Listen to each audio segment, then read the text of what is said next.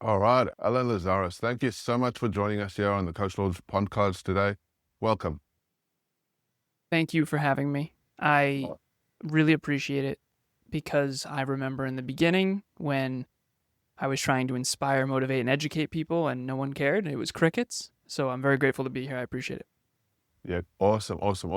Guys, welcome to Coach Launch. Today, guys, we have an inspiring guest who is making waves in personal development and self-improvement.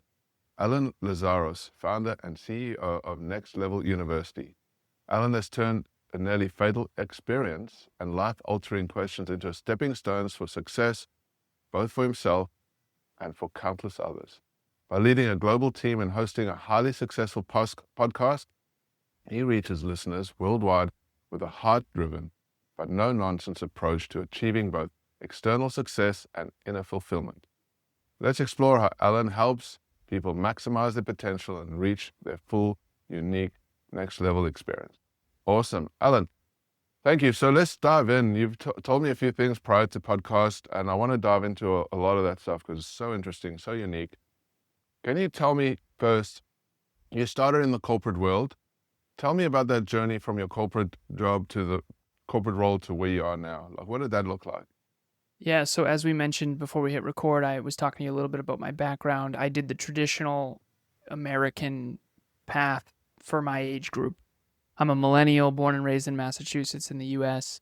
And I did the traditional preschool, elementary school, preschool, kindergarten, elementary school, middle school, high school, college, corporate. And in corporate, I did computer engineering, bachelor's with my master's in business, and I did mostly tech companies and eventually ended up in industrial automation. I was an outside sales engineer for a company called Cognex. They're a global machine vision company that does industrial automation, machine vision all over the world. And my Cool. territory was Vermont, Connecticut, and Western Massachusetts. So I was an outside sales engineer. Right. Big manufacturing facilities, Frito-Lay, Ben & Jerry's, GE, things like that. And I got in a car accident at 26 that really shook my snow globe, so to speak. And physically, I was okay and no one was killed. But my birth father, when he was 28 in 1991, died in a car suddenly when I was 3. Wow. I was 2.5, almost 3. And when I was 26, that same thing almost happened to me. Wow. So this was sort of the second chance my dad never got. And so the transition after that was, okay, some people have a job, some people have a career, some people have a calling. I often talk about how I didn't find my calling until 26, which is earlier than some, but not as early as others. And it feels a little too late in some ways, but I'm grateful. It was my wake-up call. I was partying too much. I brought my high school friends to college, my college friends to corporate. Cognex had a motto, work hard, play hard. And mine was work hard, play harder. And it was just too much. I was chasing shiny objects. I had too many friends. I was spreading myself too thin. I was everything for everyone and nothing for myself. And after 26, I just got very, very, very, very focused. I started a little company called Alan Lazaros LLC, what you'll never learn in school but desperately need to know, because when I found personal development and personal growth and self-improvement, I realized, okay, I was an academic, I was educated, I got straight A's in high school, and I went to one of the best engineering schools in the world. Why didn't I learn any of this? And I found out since then that learning about health, wealth, and love is not normal. Personal development is not actually that common. And I think it's the most important thing in the entire world, because you can't change your mom or your aunt or your dad or your stepdad, or there's a lot of things outside of our control. But one thing that is in your control is what you say, think, do, feel, and believe. And one thing that is in your control is your own personal development, physical, mental, emotional, and spiritual well-being. And to me, I went all in on working on myself. And fortunately, 10 years later, everything looks very different. And we have an 18-person team now. We have almost 2,200 episodes for Next Level University podcast. And I coach over 20 business owners now. One of them's 4 times a week, which is wild. I've actually coached earlier today. I know it's early in the morning tomorrow for you because you're in Australia and I'm in Massachusetts. So it's really cool that we get to do this from across the world. And it's a wild trip. But from where I started to now, it was a 10-year journey after corporate. And bootstrapping my own company with my business partner, Kevin, has been atrociously difficult. But now we work with 108 podcasters and business owners. We're coming up on our very first $100,000 a month. And that's without any investors. So we're very grateful. We're excited. And like I said, it was crickets in the beginning. So I'm grateful. So good, Alan.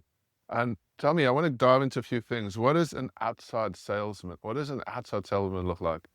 I've never heard that term before. I've heard of salesman. What's an outside salesman? Well, so outside sales engineer basically means you manage a territory and you're on site. So I would go to those manufacturing facilities and I would see their operations and I would see how they make the chips or the jet engine turbines or the ice cream. And those are just a couple of my customers that I would think about. But ultimately, imagine my camera right now, if you're on YouTube and there's this coffee mug coming down a line, we would take pictures of every single one and measure everything to make sure, quality assurance stuff. Wow. And an outside sales engineer is someone who goes on site to their customers and looks at their operations and then solves their bottlenecks. And there's something called constraint theory, chaos theory, game theory, and it's all mathematical principles that every company at all times has a bottleneck. Yeah. And my job was to go in to their manufacturing process and to see what their biggest bottleneck was to increase their productivity. Are those good those foundations that you had earlier on in that kind of industry, did that help you build some core foundations that you're using now? Have you brought some of that stuff with you as you've grown into your business? Absolutely. So there's all this stuff, right? There's Six Sigma, there's 3 defects per million transactions. To me, what I've come to understand, and as pretentious as this might sound, I never knew this until later on in life, but I've never gotten a B in a math class in my life. I've always loved mathematics. And I was the obnoxious kid in college, who could party all night, not go to class, and get straight A's on all the calc tests. Wow. So again, I don't know every modality of mathematics at an Einstein level, but what I would say is math is the way I think. And I've done 10,000 hours. So speaking of math, I have written on my board 10,959 hours of coaching, training, and podcasting under my belt. It took me 10 years. I track everything. Wow. And I used to carry around these little black notebooks and track everything. And then I put them on flashcards and then I have piles of them. And eventually I digitized everything. I use Google Sheets to save the trees. But ultimately, it's a mathematical equation and formula in my mind. And so I've come to uncover through all that coaching, training, and podcasting. Coaching's 1-to-1, training's 1-to-several, podcasting's 1-to-scale. I've come to realize that most people do not have a mathematical modality of thinking. And so there's 4 modalities of thinking that I've uncovered. One of them is math, formulas, equations, statistics, probabilities, numbers. That's the rarest, and that's why no one likes me. The second one is words, concepts, and conversations. That's common. Statistically, that's the most common. Most people think in conversations and words and concepts. Yeah. The third is vision, images, and pictures. And a lot of people are that too. And then the fourth one is the one that I sucked at. So everyone has all 4, but everyone has a really big one and a really crappy one. Yeah. So my really good one was math. My really bad one was vibe, energy, and intuition. Yeah. Women tend to be better at that one than men. That's my beautiful girlfriend and future wife's first modality of thinking. It's vibe, energy, and intuition. I didn't understand that at freaking all. I was all numbers and calculate. I can't walk into a Panera Bread without seeing the profit and loss statement. So I realized at 36 how weird that is. Yeah. And so ultimately, to answer your original question, I have accumulated mathematical understanding pretty much every day since my childhood. And I use it every day to help people reverse engineer finish lines, because the science of achievement is a science and a mathematical thing. The science of achievement doesn't care about your feelings. It doesn't care if you want to work or not. And if you want to win in podcasting or business, or it's usually there's always an engineer in people's corner that's helping people succeed by design. You're not going to succeed by accident. If you do, it's not repeatable. And so it's all systems and by design. Yeah. Amazing. I love that. And it's so true. Everything is a numbers game, right? Everything in business and life is a numbers game. And this where a lot of people seem to kind of lose momentum is that they're not being consistent on the numbers, or they're being emotional about the numbers, right? Because you have to have it has to be logical and data driven. I love that. So you brought all that stuff into your business and you're utilizing that to break through bottlenecks. Are you helping other people break through bottlenecks in this kind of way as well? Mm-hmm. Every single time we get on, I do hour-long sessions in coaching. I was on 2 earlier today, one with a man named Cole, another one with Max, first names only. And my job is, there's always a bottleneck. It's called targeting the constraint. That's what I do. I'll give you an example. Earlier today, and Max said I could share this, so we're good. And it's first names only anyway. No one knows. There's however many Maxes in the world. We're going to be fine. Yeah. But he's a business owner. He started a business in March. He's actually very profitable already. 170K so far this year. Unbelievable. And I have these 3 buckets of time that I take all entrepreneurs through. The first bucket is directly profitable. The second is indirectly profitable. So this podcast is not directly profitable. It's indirectly profitable. And then there's not profitable. So one-on-one coaching for me is directly profitable. My podcasting is not directly profitable. It's indirectly profitable. And then not profitable would be going for a walk. Okay? So I talk to him. I say, brother, talk to me. There's 168 hours in a week. If you're sleeping 8 hours, which he is, that's 56 hours gone, so you have 112 left. Talk to me. What are you doing? Where are you wasting time? That's the worst question for an entrepreneur, because every entrepreneur is just wasting so much time. And he said, brother. And I said, I know. He said, video games. I say, what's your poison? He says, first-person shooter. He said the name. I forgot the name of it. He said, Xbox. He said, dude, I got to throw this thing out. I say, okay, how many hours a day? And he's like, dude, probably an average of 2. He's like, my wife hates it. I say, brother, you're a business owner. Let me crunch the numbers for you. 2 hours a day times 365 is 730. That is 91 8-hour shifts. Every year, 91 8-hour shifts. Brother, you gotta can it. I said, are you a pro gamer? He said, no. I said, do you play with friends and it's a social thing? He said, no. I said, can it? I said, brother, what do we do? Do we track 2 hours, then an hour and a half, then an hour, then a half hour? Do we wean you off? And he said, I'll be right back. I kid you not. He grabbed his Xbox, threw it in the trash on the call. On the call. I said, are you sure you don't want to sell it? He said, dude, I'm only going to get $200 for it. I need it gone. And I make more than that per hour with what he does. I said, all good. Rock and roll. Love it. The truth is, everything's a numbers game and everyone is wasting an insane amount of time. And so my job is to target the constraint. Every human being has a constraint in their belief systems and in their behavior. And it's my job to target it, and that's why no one likes me. Well, I like you, my friend. You're a very cool guy to talk to. And I'm enjoying hanging out with you, by the way. That's really good stuff. Thank you. And I love this because you had this cool analogy right now, and you calculated the hours of wasted time. And that is super powerful because what did you say, 790 hours? 730. So 365 times 2 hours a day. Yep. Crazy hours. Now, I like to put it in this perspective because as entrepreneurs, we are worth something, right? Our hours are worth something. Like, what is the value of that time? So if we said, like, I like to say my hourly rate is $1,000 an hour, right? Like, that's how I value at least $1,000 an hour, maybe $2,000. 730 grand. Say, give me that number with $730,000. That's how much it's costing, right? Yeah, so to play Xbox. To be on that game on the Xbox, $700,000. Insane, right? And even let's try another number. Let's just say, for game's sake, you're a tradie or whatever, and you got a $35, $40 an hour type business. What does that calculate to? Even if you did a 35, let's say $35, $40 an hour. I don't know what it is. That's what it is here. We'll do 40. You're looking at 30 grand. 30 grand. Costing you 30 so grand. You might as well your time on a $200 piece of equipment. Yep. And that's exactly it. And that is exactly it. That is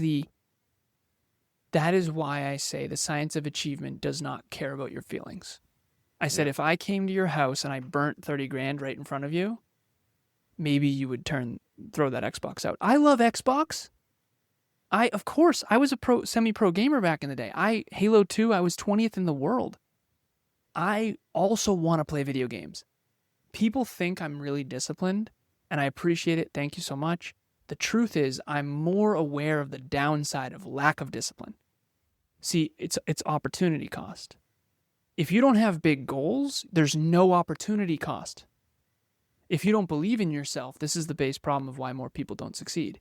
If you don't believe in yourself, this is what I say. Why would someone who has low self-belief have big goals? And why would someone without big goals not play Xbox 2 hours a day? Yeah. There's no urgency. There's no opportunity cost. There's no reason to change. Exactly. I quit drinking 6 years ago because I had to achieve my goals. I didn't quit drinking because I'm so special. I quit drinking because I had fitness goals that required me to quit drinking. I think goals provide standards and necessity in the present. And I think that's what changes lives. Oh, so good. I agree with you 100%.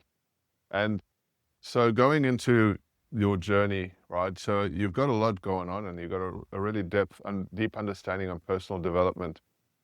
Tell me a little bit about your journey into personal development. I'd like to dive into that a little bit. Like, how did that happen? You had some kind of accident. Talk to the audience about that. Like, what happened to get you into this personal development space? Because it's pretty cool. Thank you. Thank you. So 26, car accident happens. That was my wake-up call. I faced mortality. I faced the idea of mortality. All the stuff with my dad dying at 28 comes back. And this is the second chance my dad never got. I can't screw this up. Filled with regret. Drank too much and too often. 160 pounds, skinny fat. Didn't take care of my health as well as I could have. Rested on natural talent. I was very gifted intellectually. And I worked harder than the average bear, but getting straight A's in high school wasn't that hard for me. You know, I graduated with high distinction at WPI. It's like a mini MIT. But I squandered my gifts a lot, in my opinion. And a lot of people are like, what do you mean? You were so successful. It's like, listen, I was at 2% of my true potential. Okay? And when I faced mortality and the idea of mortality, I said, Alan, if that was it, man, I was filled with the regret of the fact that I wasn't even close to scratching the surface of my true potential.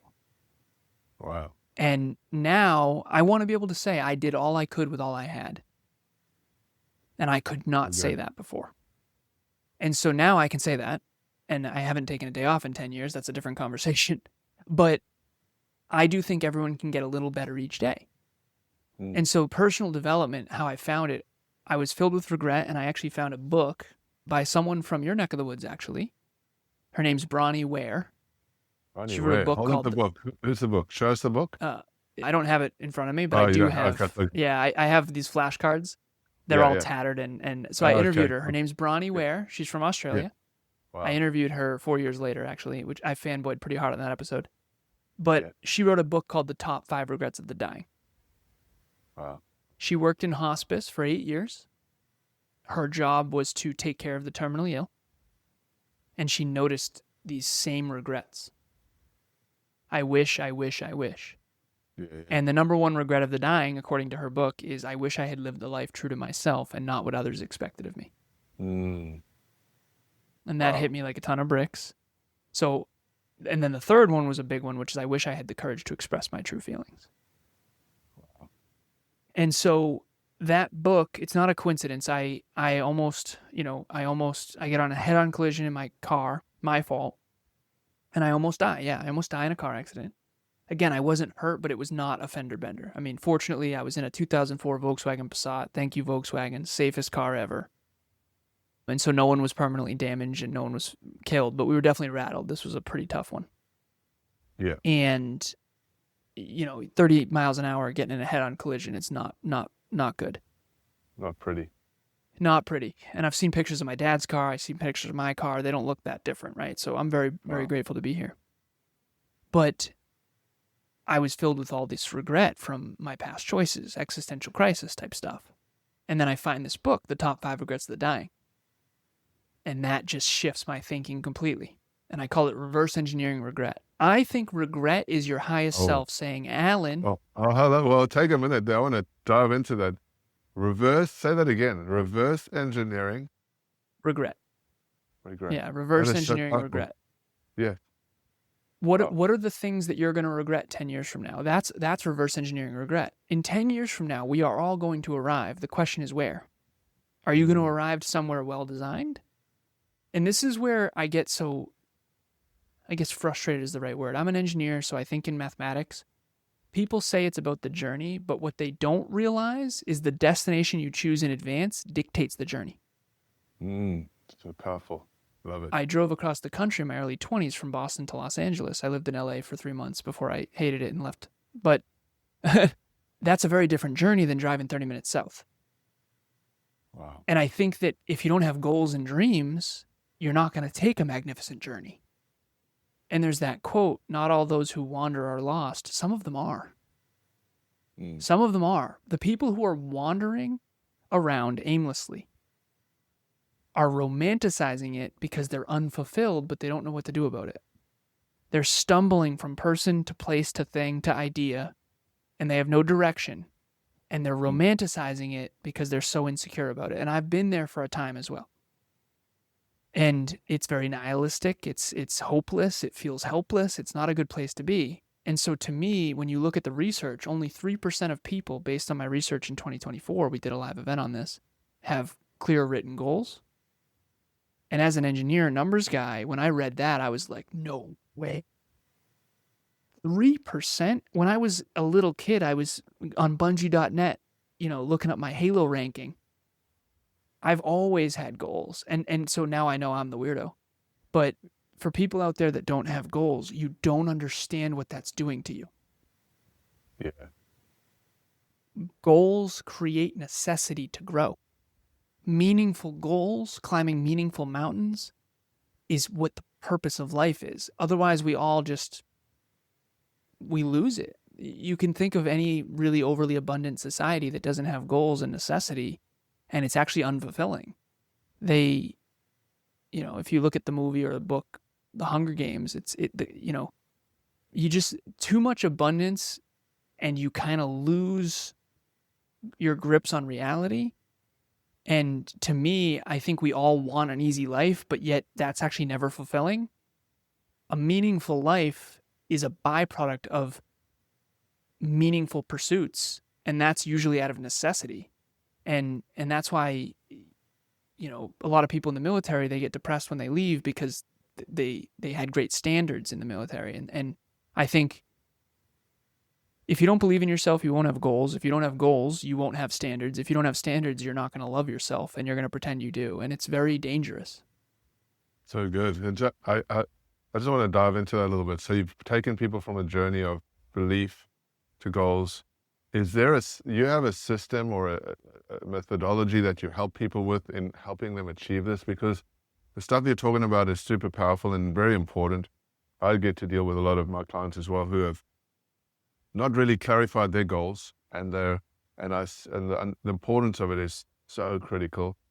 But tell me about your framework and how you help people to drive through these, because in order to run business, in order to have a successful life, in order to have any kind of, what would I say, results in life, you need to have these kind of things happening. So tell me about that step or that process that you take.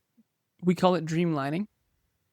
And Dreamlining. it's dreamlining. Yeah, it's streamlining your dreams. I wrote an article on my LinkedIn way back called Streamlining Your Dreams, something like that. It's on my LinkedIn.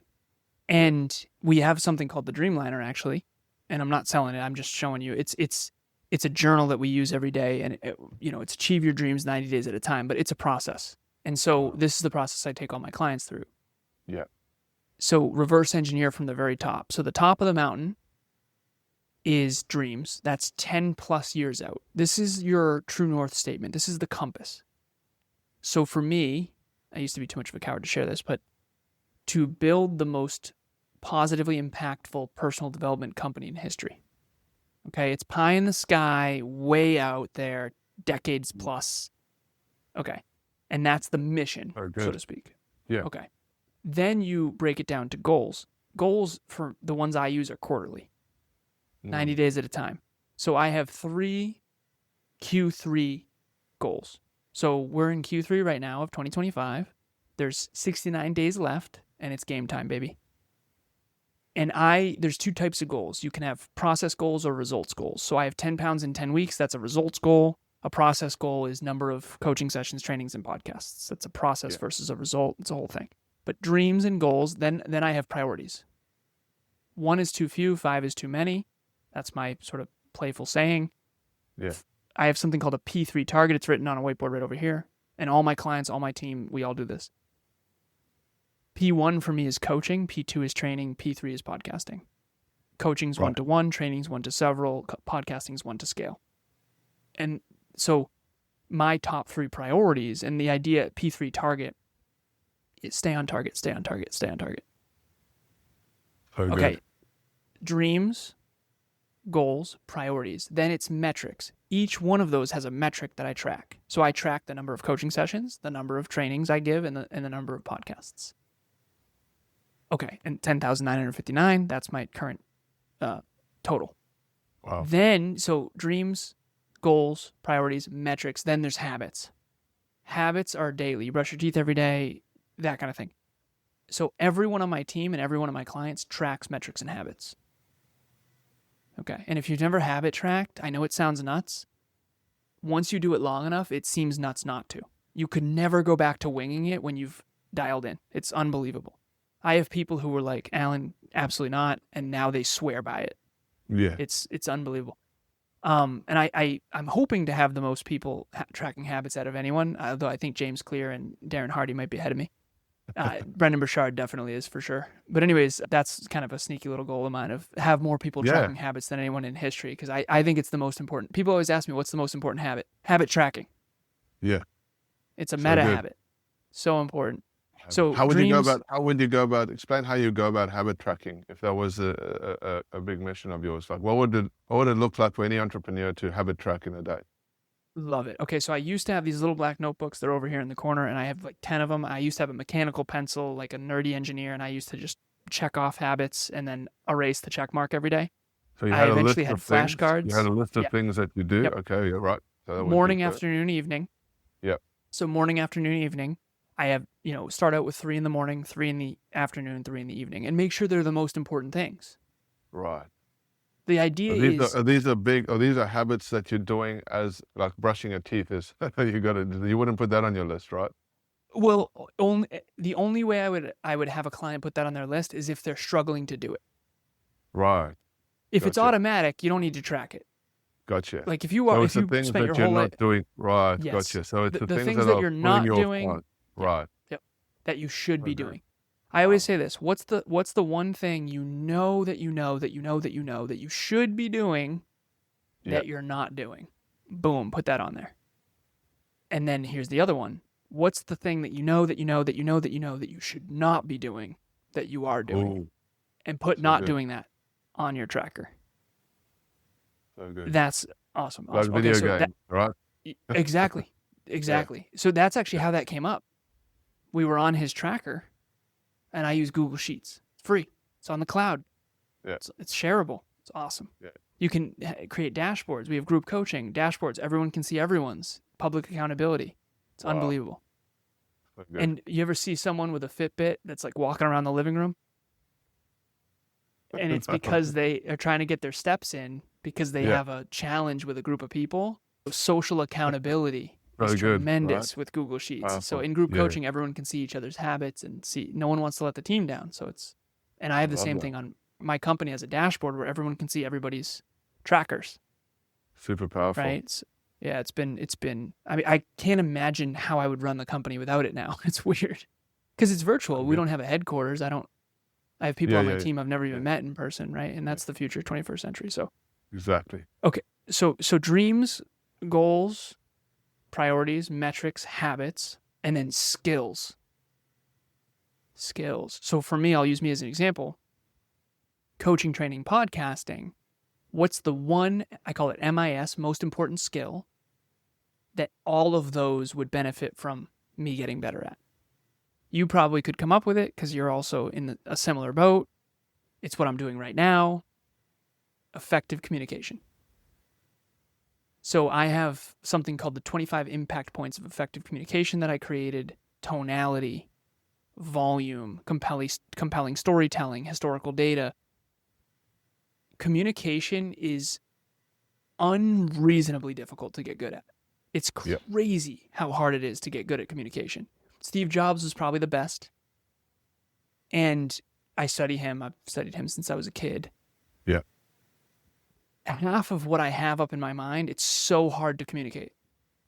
And I think I suck at this still, even though I'm decades into researching it, studying it, practicing it, teaching it. I mean, it's not easy. So I track from 0 to 10 all 25 impact points every week to make sure that I'm better and better and better. Okay, so that's the most important skill. The last one is identity. So once you have your dreams, goals, priorities, metrics, habits, and skills in alignment, you realize you're not doing it. Wow. Why not? Identity. Inner work. Fear of success, fear of failure, fear of judgment, fear of shining, fear of cowering, fear, trauma, past. This is the identity work. And that's a whole nother conversation. A lot of depth there, yes. That's an amazing framework. And is that the end of it? So internal work is obviously where you're building that foundations. And wow, I love that. You know what is really good about what you just gone through? I interview quite a few people now, and I've been interviewed quite a lot of successful people. And communication is such an important skill. And what you just did there, going through your system, a lot of people would waffle, but you got really succinct and you got really deep, depth on that, and you moved on to the next points, which is really powerful in communication because people's minds start to wonder if you start waffling, right? So that was pretty cool. I find that a lot when you're talking to people and they want to talk about themselves a lot, right? Like they just want to go, oh, and then they waffle off topic when you're very good at keeping on topic. I like that very much. Thank you. I have worked very hard on that, and quite frankly, I actually think I was rambling quite a bit there, but I appreciate it. And I look back at old episodes. I do something called a Facebook memory of the day. And I researched earlier because I post it on my Instagram every day. I pick a memory from 7 years ago, 8 years ago, 6 years ago, and I post it and share some thoughts. And I listened to episode 178 earlier, and we're at 2,200. I was with my business partner earlier before we hit record. We just did 2,140 earlier today. And that's a lot. I said to him, dude, I listened to 178 today. And he started laughing. He said, how bad? I said, Kevin, it was terrible. Terrible. It was cringeworthy bad. But of course you feel that way, right? Anyone who looks back, if you grew a lot, is going to look back and think it was atrocious. But how much learning is that? How much learning for yourself personally, right? It's huge. Yeah. I always say, because we do events and people we're pitching on live events, and oftentimes that scenario happens, right? So I make people watch their events. They're like, I don't want to watch myself, but it's the most powerful learning. Listening to yourself, watching yourself, understanding the nuances, the tonality, the persuasion elements. Like when you do that, and then you can go back and they come and sit with me and we coach them through that, they see the elements that they can work through much more efficiently. And that changes the game for them so much faster than me trying to tell them all this stuff that they're struggling with. But, when they see it themselves, it's like, boom, okay, I get it. Now I know. Yeah. Try and sell to yourself. It's my least favorite part of this is listening to my own content. Yeah. But it's the most important. So good. Every time I listen to our episodes, I find at least 4 or 5 things that were just hot garbage. Yes. So good. But that's how you get better. When I have multiple businesses, my other business is a real estate business, and I spend many years doing sales calls. We've done multiple millions of dollars in that, and I've done a lot of the sales calling in the beginning before we did one too many. And I've done thousands of sales calls, but in the beginning I was so bad. Like I would also go back and listen to these sales calls because that was part of my growth. And I would listen to them, I'd be so cringeworthy, I'd be like, oh. But I forced myself to listen to these calls as I was learning and developing, and the sales, you could see the conversions improving and improving at that same time when I was listening to myself. So super important. But thanks for sharing. We digress a little bit. Let's dive back into the core elements here. So you're helping people Who specifically do you help, by the way? Who's the core people that you help in your industry right now? So if I give you my one sentence, it'll probably sum it up. And this is sort of recent. I help people reach their potential in life and business, in fitness, personal development, and business through coaching, training, and podcasting. That's my whole career in one sentence. The who is typically podcasters who want to build a personal brand and a business underneath it. And the reason why is because I've obviously done that.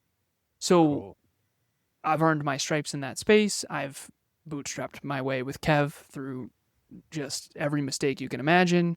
And now I help people accelerate. I say this, you're not going to skip steps, but I can help you accelerate way quicker than we did because we overcooked different strategies that don't work. Yeah. We lost sight of what really matters. We chase shiny objects, people trying to sell you shit that doesn't work. You just stay focused, And so I always say, I'm not going to help you skip steps because you got to climb Mount Everest as well, but I'm going to help you climb with some oxygen tanks, and I'm going to make sure you don't die on base camp 3. And I'm going to make sure you can do it faster than we did. And obviously we're still climbing too. Go ahead. Such an interesting skill set to have. Like you've done you said 2,000 odd episodes. Like that's insane skill building. You got 10,900 hours. That's total commitment and discipline in your craft. Talk to me about that a little bit. Like what has driven you to stay so focused and so committed on this journey? Like it's for any business owner, all of us in business, it's a tough slog sometimes, but you're sticking on one path. Talk to me about that journey and what that's been looking like, your focus.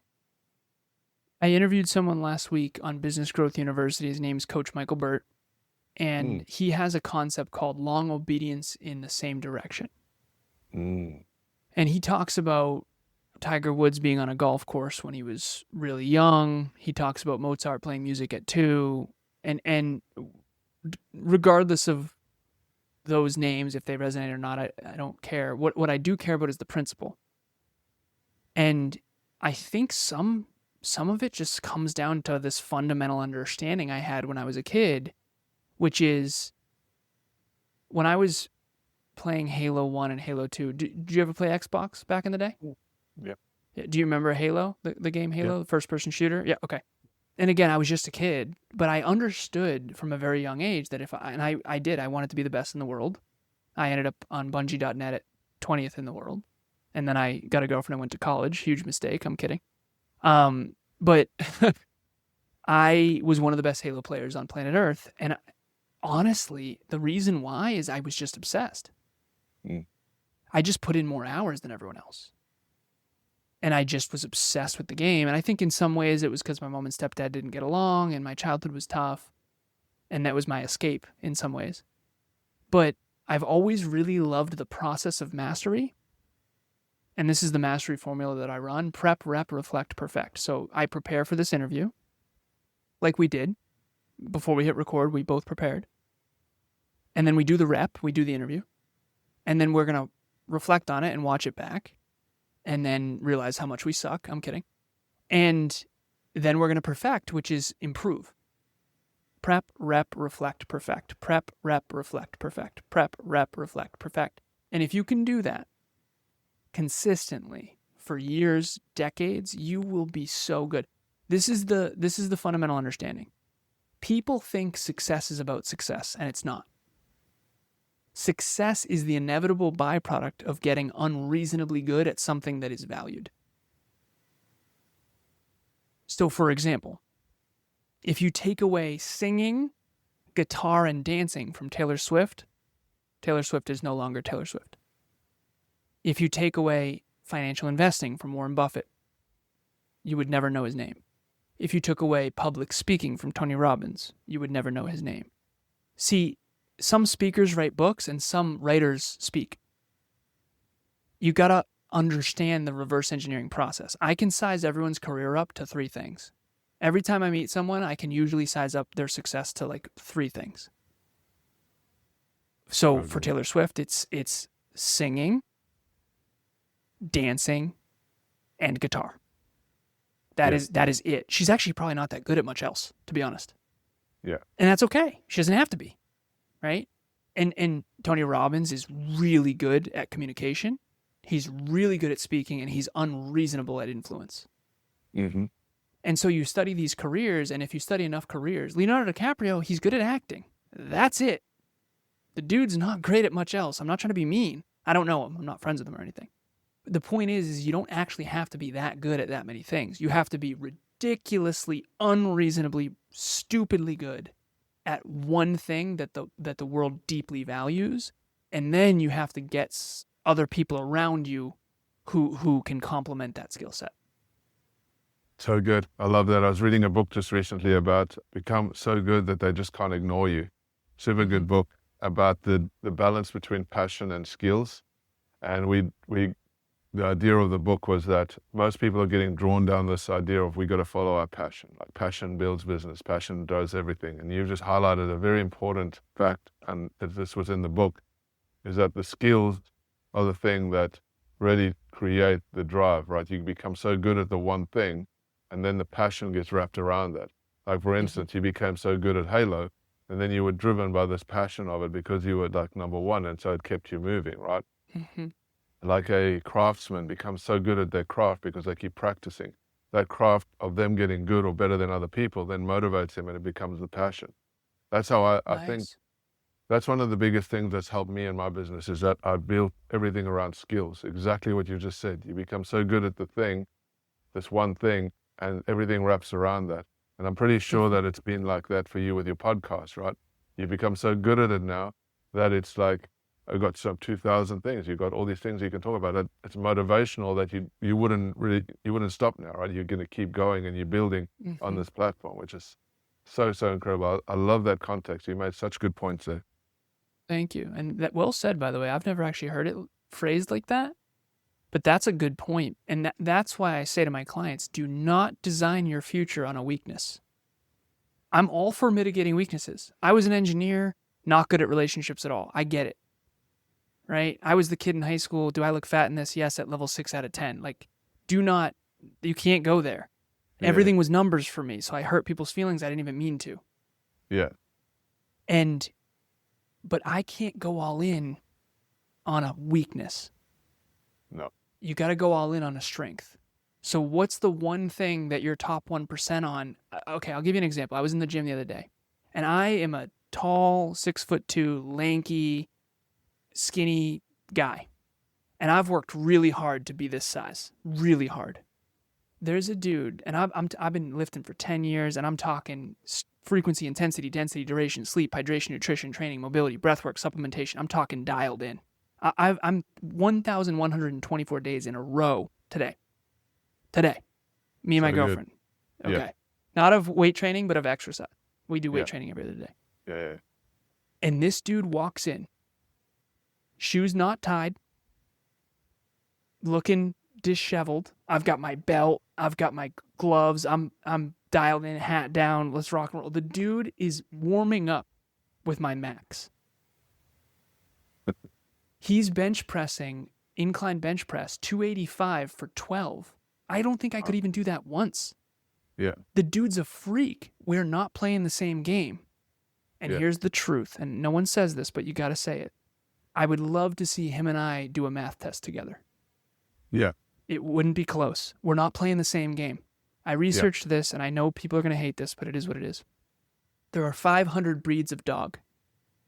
There's one species of dog and 500 breeds. Yeah. There's one species of Homo sapiens, and we have 500 breeds. Listen, some of us are Great Danes, some of us are Dalmatians, some of us are Chihuahuas. Whatever you are, be a great one. You are not going to beat LeBron James at basketball. You are not going to beat Michael Phelps at swimming. Do not design your future on a weakness. Oh, good. I love that. And that's so deep. All right. So much conversation happening here. All right. Your impact, hosting your podcast over 1 million listeners, that's quite an achievement. Like, can you share how you keep inspiring your listeners episode after episode? Like, what is your podcast about?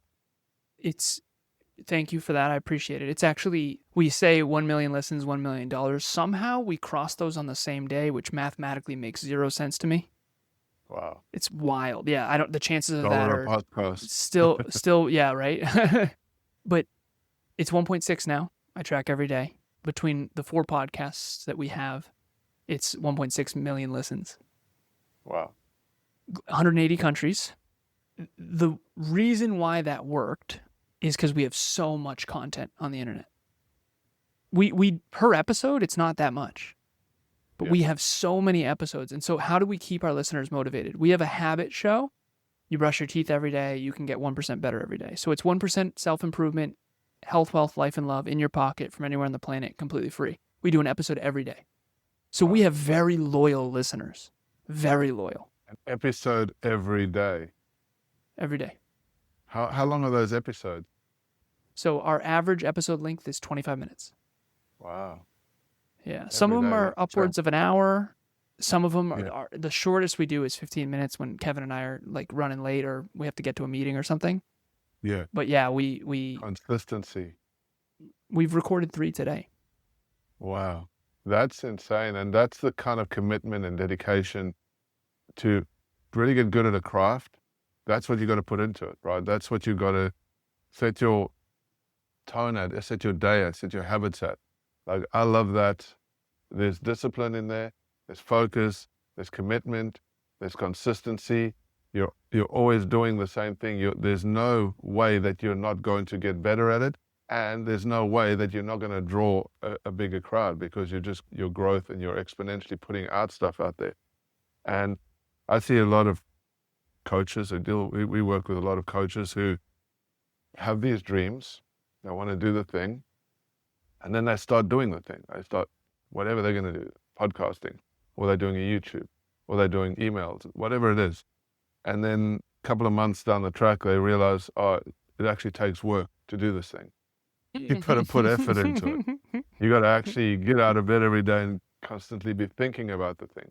And so then they say, oh, this thing doesn't work. It doesn't work because I've been trying it for 3 months and I haven't made $1 million. And I go like, well, here's the thing, right? You need those 10,000 hours. You need to be putting in years of effort doing the same thing.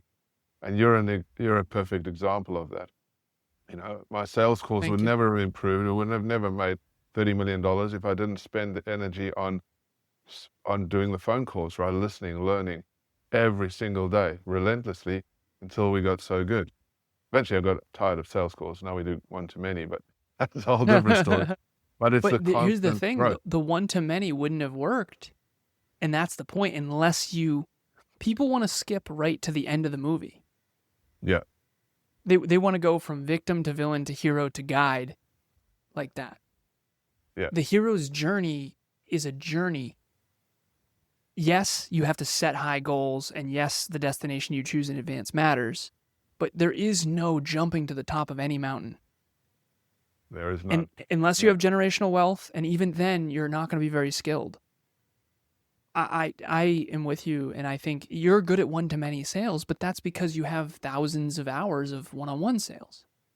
Everything's an accumulation, right? I'm the cumulated compound effect of all my choices for 36 years, and I think you're a little older than I am, and I don't mean that negatively, of course, but... Just broke my heart. No, I'm sorry. If I were to guess, probably mid-50s, early 50s? Early 50s, yeah. I'm 52. Early 50s. Nice. But so you've been through so much. You didn't jump right to 30 million. You accumulated that over 50 years. And if you look at the global wealth statistics, 70% of the global wealth is in the hands of people 50 and older. It's not because people 50 and older are so smart and so special. It's because they've accumulated it. Yeah. Yeah. And the thing is, and there's some research and statistics around this as well that I've been doing. It's interesting is that at a certain, between your 20s and that, your hormones and your mindset and everything are driven in a certain way. When you get through your 30s, you start thinking about life a different way, your family more, kind of stability related.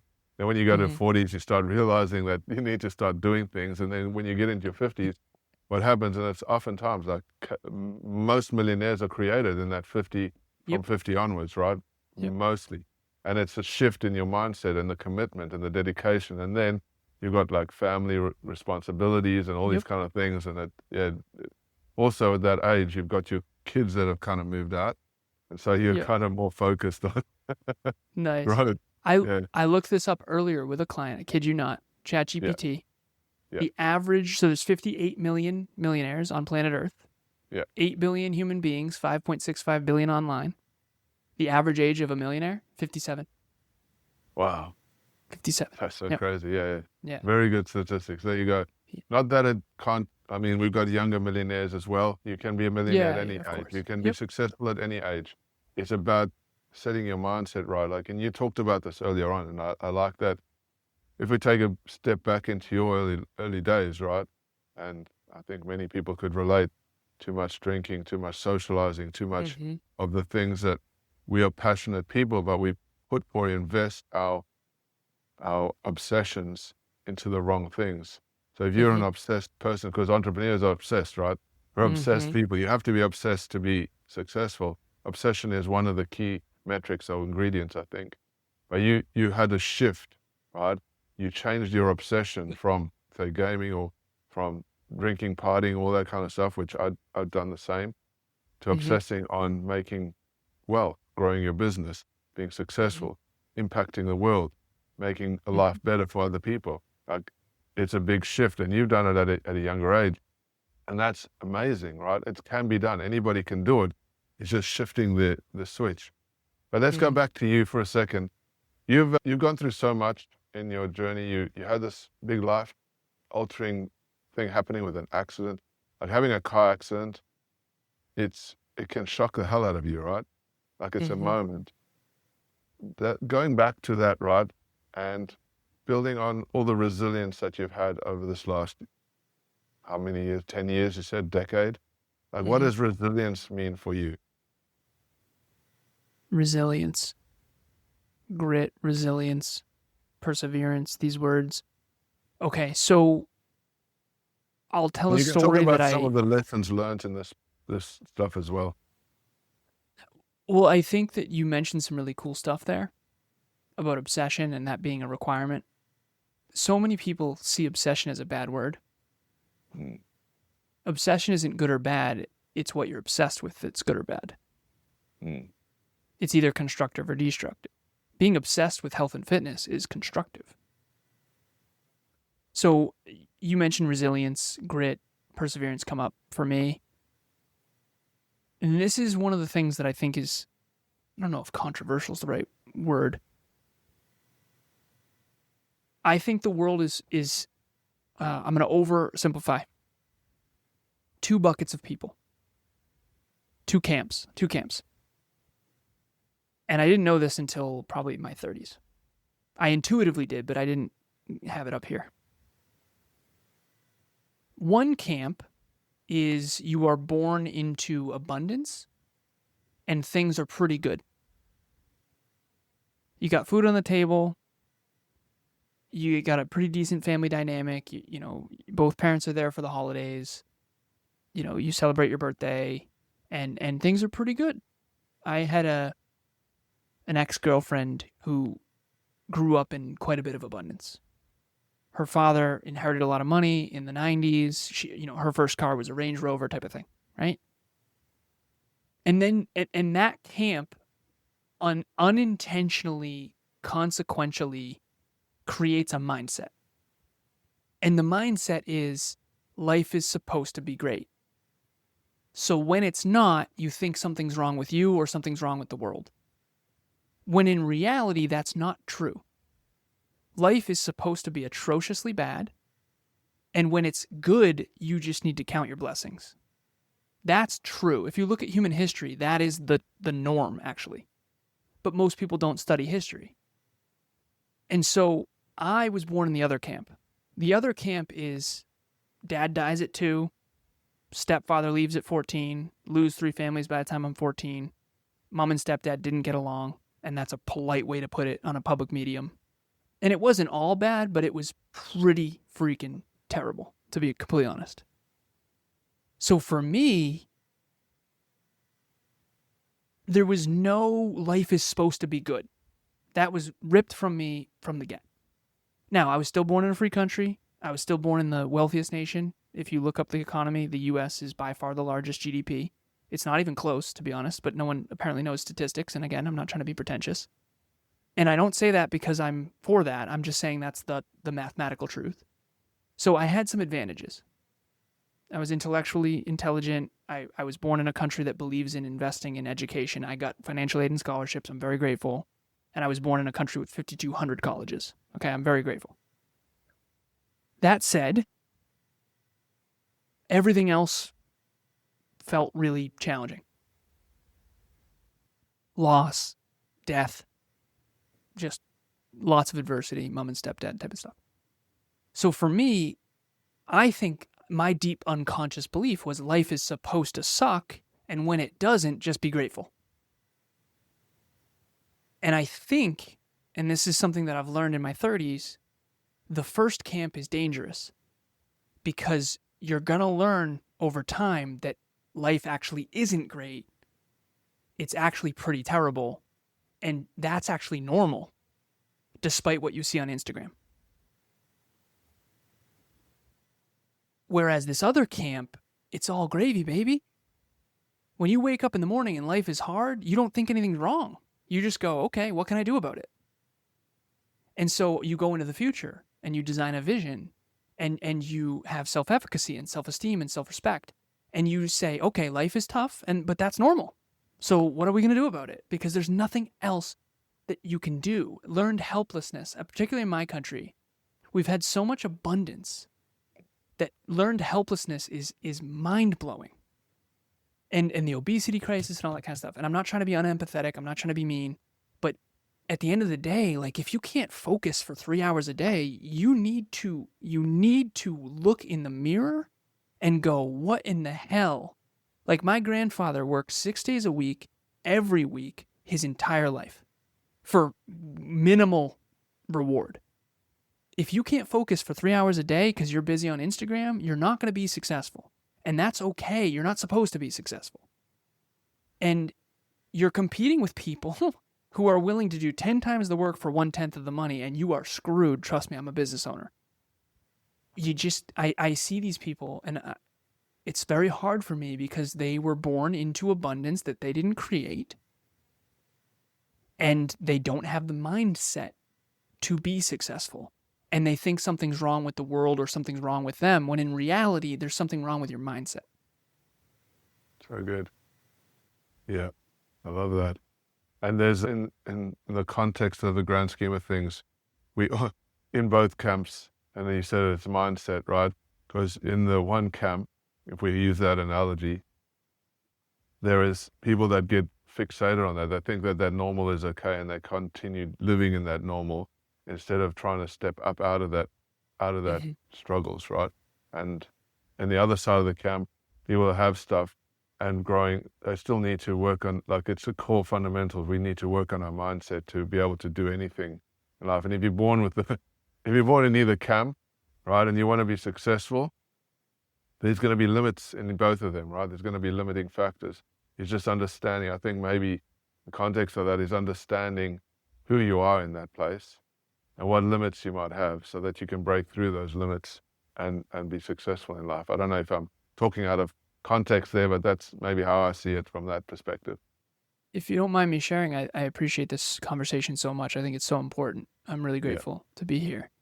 What I just connected in real time, which I'm very grateful for, the first camp probably has unintentional inflated self-worth and most likely low work ethic.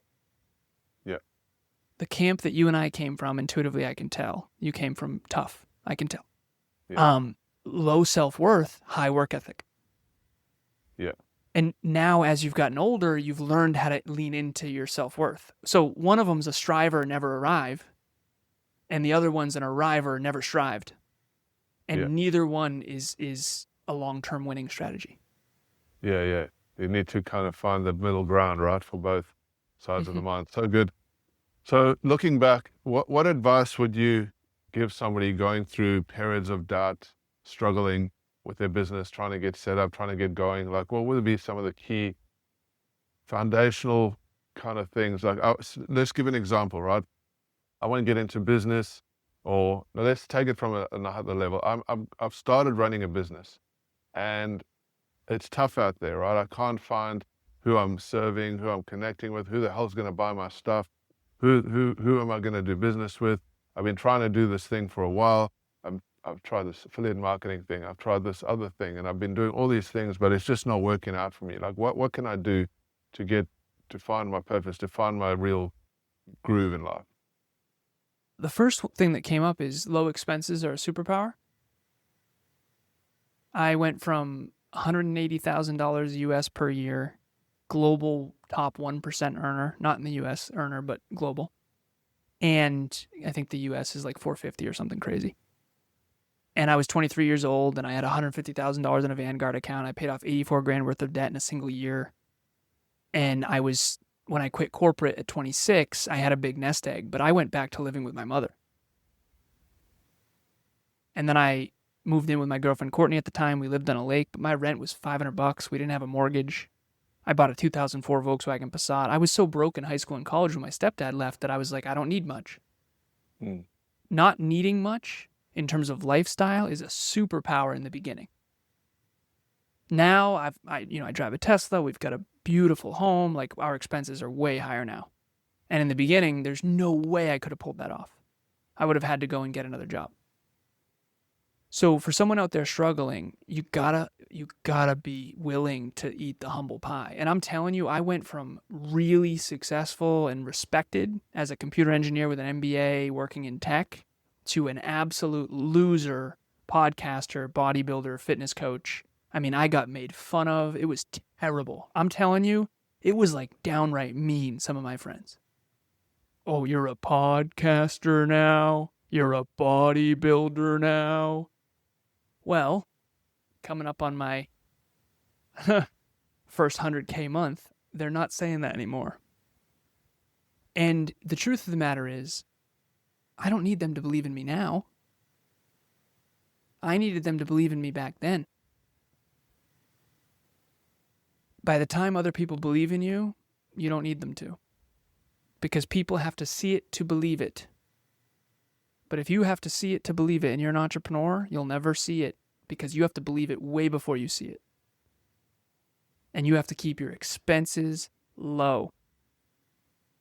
My girlfriend and I make combined a lot of money. We share a car.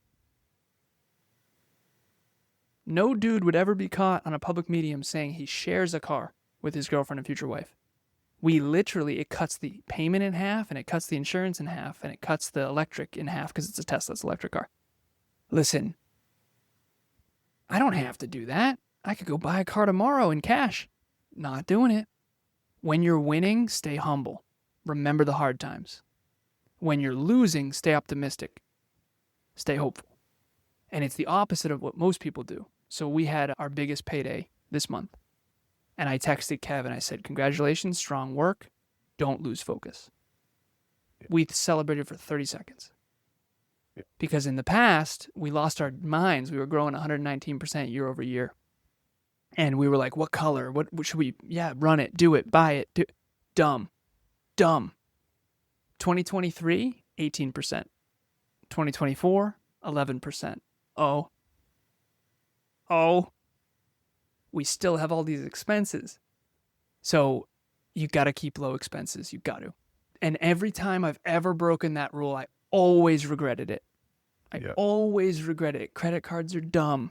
Don't use them. If you use them, pay them off immediately. I spent most of my life without credit card debt. And then when we went 119% year over year, I was like, screw it. 29% interest rate. We're still 90% in the green, baby. No. Dumb. That's how they get you, right? So we're in a much better spot now. But that's what I would say to that question is, if you're struggling with doubt, you got to set yourself up to be able to weather the storm. And you got to surround yourself with people who are supportive but not delusional. They support what you're trying to accomplish, but they're also honest with you when it comes to feedback. Kevin is a perfect example of this. I was a fitness model, fitness competitor, fitness coach. I was going into my first fitness show. And he said, brother, I don't know, man. And I lost. I came in 5th. The second one, I thought I'd lose. I came in humble and I won. I won the overall and my class. The third one, he's like, dude, no way. You're not lean enough. And he was right. I lost again. So at the end of the day, my point of this is he's honest with me and we're honest with each other. And that can be really hard. But it's also useful because if you think inaccurately about yourself, others, and the world, you're like a self-driving car that thinks it's a road when really you're driving off a cliff and then blaming the world. And ultimately, inaccurate thinking is the main reason most of us aren't successful. We just think inaccurately about ourselves, others, and the world. So our ideas don't work because they're not based in reality. So good. So good. So what are your future plans for Next Level University? How do you envision your growth impacting more lives globally? So we have a triad going on now. I'm very excited about. I think is very powerful. I always say 1 is too few, 5 is too many. So we have 3 podcasts: Level Up Yourself, Level Up Your Podcast, Level Up Your Business. So we have Next Level University, 1% Improvement, Health, Wealth, Life, and Love, Success and Personal Development in Your Pocket for anywhere on the planet, completely free, every day. Then we have Podcast Growth University. Kevin has his own podcast. He's a podcast coach. And he has, I think, 180 episodes now of how to start, grow, scale, and monetize your podcast. Totally free. Oh, wow. And we currently work with 108 podcasters and business owners, paying clients. So we know what works and doesn't work because this is all we do. Yeah. And then I just started Business Growth University, which is how to start, grow, scale, and monetize a business in the 21st century online. Yeah. And so my ideal client is podcasters who want to build a personal brand and a business, but level up yourself, level up your podcast, level up your business. We have a free resource for everyone who goes from what we call listeners to longers to business owners. So listeners want to learn from us. Longers want to build their own podcast, their own community online around their mission. And then business owners need to generate revenue. Otherwise, they're going to go out of business. And that's basically when you get to me, is when your necessity is so high, you're about to go bankrupt. You come to someone who has been there, by the way. And it feels lonely and it's hard, but there's a way to get through it. And when you get through the tough times, when the tough economies, when fish are jumping in the boat, everybody wins. When there's no fish to be found, only the truly great fisherman or fisherwoman win. And what do you think is going to happen when times get good again? The fish are going to jump in your boat because all the other boats sunk. Yeah. And so if you can survive the tough winters, you're going to be crushing it in the fall. And that's really what business is about, is how do you survive the hard times? So good. I love that. So you're helping people in 3 different ways. That's the core of the university. And so how can listeners get involved, engaged? What do people do? What's the next step? Yeah, thank you so much for having me. This has been awesome. So anyone who has a sincere interest in reaching your true potential in life and business, success, health, wealth, and love, if you're humble and you have work ethic, you're going to love NLU. You're going to love everything we do. You can ChatGPT me. You can Google me. You can go to my Instagram. You can go to my Facebook. I'm on LinkedIn. You can go to Next Level University Podcast. We're on all the platforms. And this is what I've started saying. Fortunately, I've started to have the courage to. If you are anyone out there who doesn't really have work ethic and who wants big rewards for minimal effort, we're not going to get along. Don't waste my time or yours. I'm a striver, not an arriver. I'm 36. I'm not going to talk from some mountaintop. I'm still climbing too. And I think that life is about pursuing meaningful goals, climbing meaningful mountains for a meaningful purpose, and seeing what you're capable of. And if you resonate with that, you're going to love our community. You're going to love Kevin and I. We both grew up without dads. We started from nothing, and we just bootstrapped our way to where we became through massive pain and suffering and failure. And I think that that's a part of our ethos, is work ethic and consistency and focus and this whole like scale and passive income and I want to not work. I don't want to trade my time for money stuff. We're not about it. But if you want to get better every day, we are definitely the place for you. Good. I love that. So that's so cool. I've really enjoyed hanging out with you, and I've learned so much actually. And it's there's so much food for thought in what you've been saying today. And I'm sure that the listeners here today are going to get some huge value out of this. You talked about you're still climbing the mountain, but you're already so far up the mountain ahead of a lot of other people. And so the people that are still trying to get the base of the mountain, trying to work their way up, you're going to be able to help them get to that next level, right? To where you're at now at $1 million. You said 100K months. Like, that's a huge feat. Like, for any business, that is a huge feat. And I congratulate you for that. Your drive, your passion, your work ethic, all that stuff that you've talked about today is super valuable, because the biggest problem I see in business and the world these days is that everybody wants a free journey. They want to dive into this AI easy stuff, and it's not. The reality is it's never going to be easy. It's never going to be easy until you get out of your own way. Even if you get out of your own way, it's still not easy. You've got to keep working at it, got to keep practicing, got to keep, putting in the effort. And you've demonstrated through what you're doing that you've got some amazing next level stuff going on there. So any of you guys out there that are listening, go ahead, check out. We're going to drop the link in the comments below. Next Level University. You can hang out with Alan and his team and his crew. Go find out what they're all about. If you want to grow your business, you want to get into business in 2025 and beyond, there's a place to be. So check it out, guys. Awesome. Thanks, Alan. Really cool having you here today. Thank you for having me. This was an honor. I will come back anytime.